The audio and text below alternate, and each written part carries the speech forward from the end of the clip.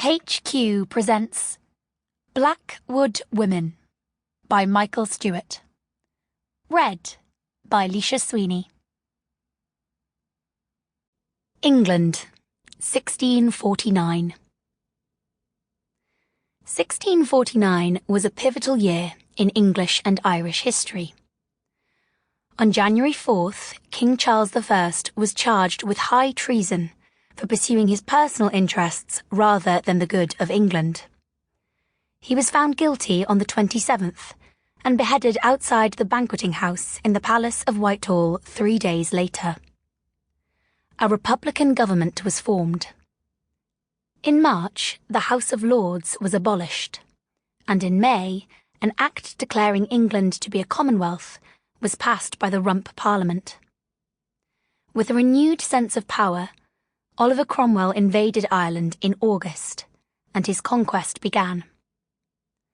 By September, Cromwell had executed the last of the original 2,550 Irish Catholic defenders and their leader.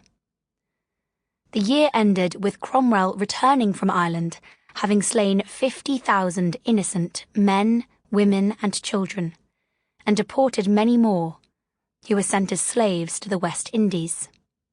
England was torn in two, with royalists on one side and parliamentarians on the other.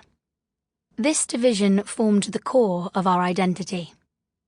Father fought son, daughter fought mother, as they took up arms against each other.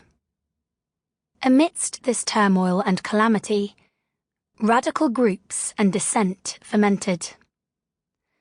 The Levellers, the Diggers, the Ranters, the Fifth Monarchists, the Quakers, all proposed new ways to reshape society. Members of the family of love believed that heaven and hell were to be found on earth. The established church was attacked, altars desecrated, rails ripped off, statues destroyed, crosses broken. Patches of England were in a state of chaos, with no firm grip on power. During this time, there was a great overturning and questioning of the status quo. Old beliefs and values were challenged. The old world was running up like parchment in the fire. Anything seemed possible, nothing was certain, and the old ways were turned upside down. During this chaos, innocent women were accused of witchcraft, hunted and hanged.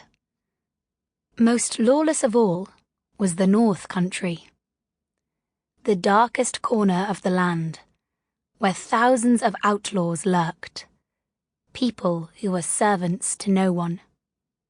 In particular, the Yorkshire Fens, inhabited by water gypsies who were left to fend for themselves, and no laws were enforced.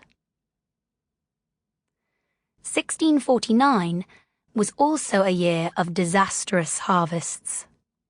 Food prices rose steeply, and wages lagged badly behind. People had to choose whether they ate or kept warm. Some starved to death. Roguery and villainy thrived. Many got away with murder. Folk feared to travel because of the threat of robbers. The rich lived in terror in their houses.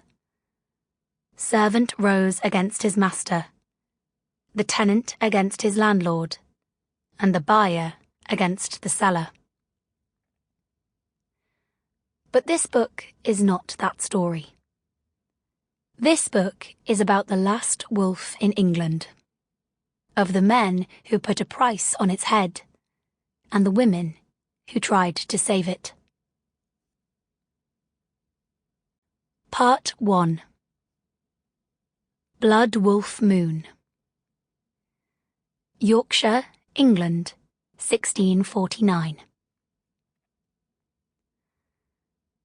The sun is retreating from Lodeen. Leaves have fallen to the ground and carpet the forest Sample complete. Ready to continue?